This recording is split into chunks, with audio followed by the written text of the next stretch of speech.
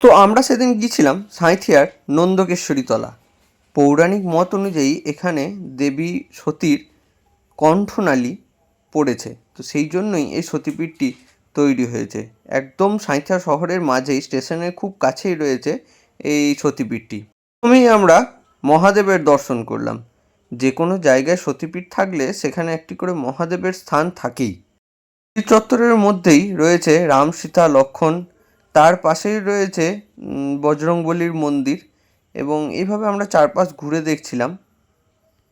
হ্যাঁ, মা নন্দকেশ্বরীর মন্দিরটি আবার নতুনভাবে তৈরির কাজকর্ম চলছে, সেটা দেখে বুঝতে পারলাম। এখানে দেওয়ালে মাতা পার্বতীর যে বিভিন্ন রূপগুলো রয়েছে সেগুলো বেশ সুন্দর করে সাজিয়ে তোলা হয়েছে, যা দেখলেই মন ভরে যায়। এখানে একটা স্ট্যান্ডের মধ্যে অনেকগুলো ঘন্টা ঝোলানো ছিল, যেটা দেখেও বেশ ভালো লাগছিল। তারপর আমরা এগিয়ে গেলাম মা নন্দকেশ্বরীর আসল যে মূর্তিটি রয়েছে সেই শিলাখণ্ড বা সেই মূর্তির দিকে। না, ভেতরে প্রবেশ করার অনুমতি ছিল না, তাই বাইরে থেকে মায়ের দর্শন করলাম।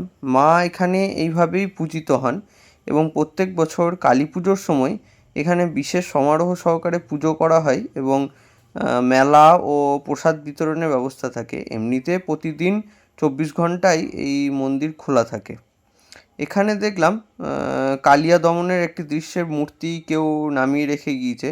এছাড়াও এখানে রয়েছে এক বিশাল বটগাছ, যার তলায় এই সতীর মানে মাতা সতীর যে পাথরটি রয়েছে, দেখেই বোঝা যাচ্ছে যে এই বটগাছটি বেশ পুরনো।